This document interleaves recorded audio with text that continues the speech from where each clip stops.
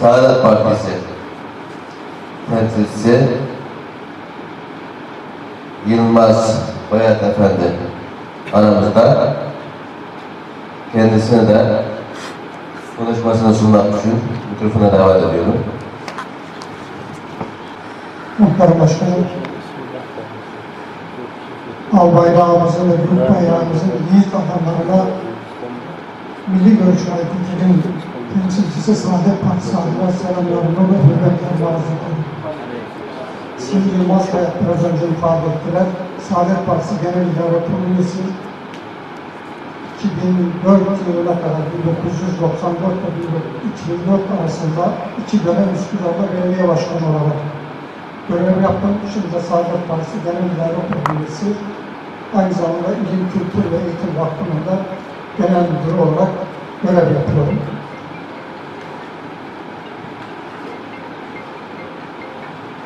Genel Başkanımız Sayın Kemal Karamollaoğlu Bey'in davetiniz için hem teşekkürlerini ve sizlere ve şahsınızda, başkanımızın şahsında tüm Uygur kardeşlerimize selam ve muhabbetlerini sizlere iletmek istiyorum. Allah razı olsun.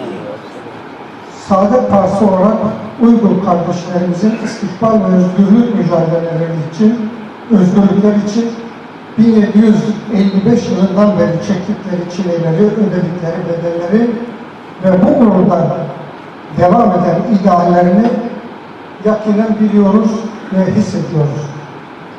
Özgürlük yolunda çalışan, önderlik eden büyüklerimizi ve 1949 yılından beri verilen 35 milyon şehidimizi rahmet ve minnetle anıyoruz. Ruhları şad olsun. Yaktığımız meşale hem günden güne daha güçlü ve güçlenerek devam ediyor. Yerinizde rahat uyuyabilirsiniz.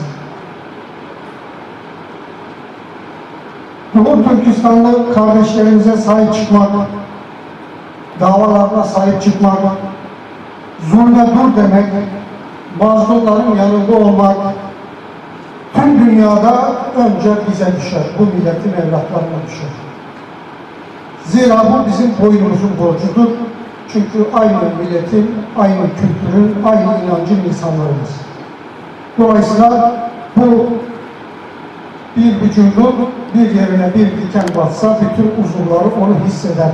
Hadis-i şerifine göre hepimizi derinden yaralayan olaylara maalesef şahit oluyoruz. Sizin derdiniz bizim derdimizdir, bizim derdimiz de sizin derdinizdir. Bu anlayış ve bu düşünce içerisindeyiz. Doğu Türkistan'da Müslümanları etnik kimliklerinden ve inançlarından dolayı yok etmek isteyen Çinliler ne yazık ki bu zulümlerine devam ediyorlar ve dünyanın da buna hiç sesi çıkmıyor. Bu aslında 3-5 yıllık bir kıyım değil, bir zulüm değil, yüzyılları bulan bir zulmün bugün geldiği boyuttur. Aslında bu hak-batıl mücadelesinin bir boyutudur. Bugün dünyada bir Müslüman soykırımı var. Dünyanın neresinde bir olay varsa orada Müslümanların katledildiğini görüyoruz. Şöyle bir imaj ortaya konuyor. Sanki Müslümanlar terörist, Müslümanlar acımasız, Müslümanlar katil gibi bir hava doğrulmak isteniyor. Dünyanın her yerinde halbuki Müslümanlar katlediliyor, Müslümanların özgürlükleri, Müslümanların hakları ellerinden alınmış ve bunun sebebi Müslümanların bir ve beraber olmayışlardır. Eğer biz Müslümanlar olarak bir ve beraber olabilsek, birlikte hareket edebilsek, kimse bizim kılımıza bile dokunamaz. Kılımıza dokunmaya bile cesaret edemez.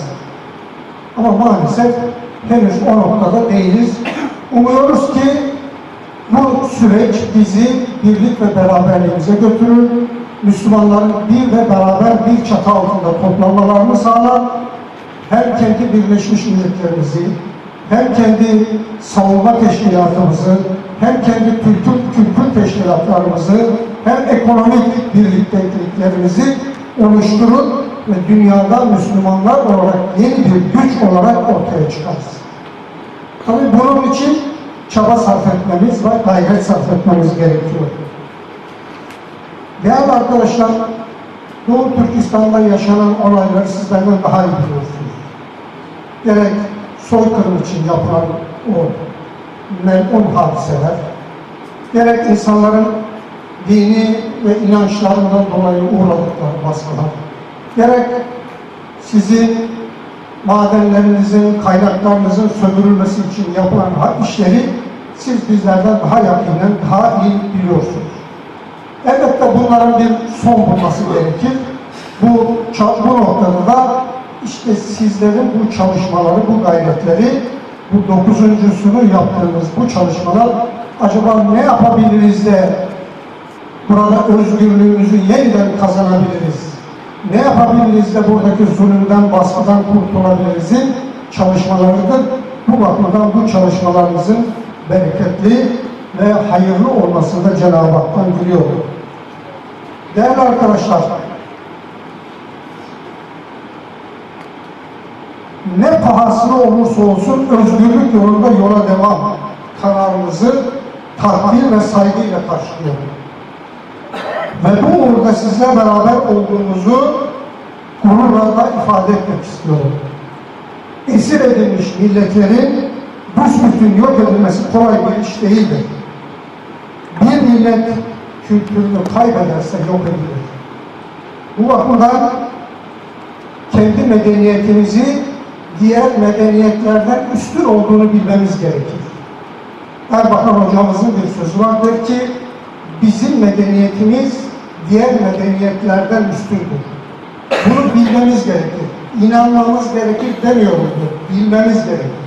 Çünkü bilgi nettir. Bilmemiz gerekir.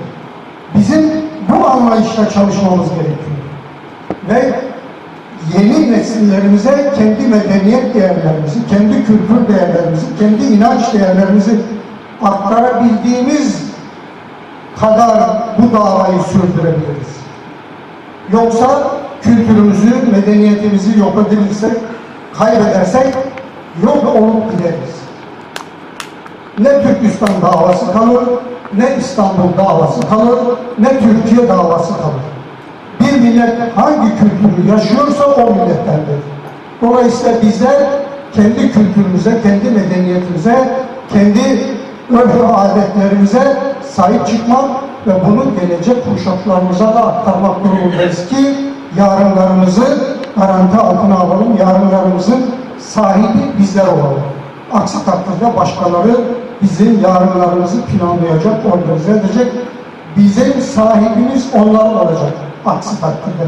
İnşallah bunu yaşamayız. Değerli kardeşlerim, İslamiyet, bağımsızlık, adalet, uhuvvet temelleri üzerinde kurulması arzu edilen, Doğu Türkistan halkının eşitliğini esas almış, gerçek, hür ve bağımsız cumhuriyetimizin kurmak yolundaki çalışmalarımıza başarılar diliyorum. Bu duygu ve düşüncelerine hepinizi bir kere daha muhabbetle selamlıyorum. Tüm şehit ve gazilerimizi rahmet ve minnetle anıyorum. Gazamız mübarek, yolumuz açık olsun. Allah'a emanet olunuz efendim. Allah razı olsun.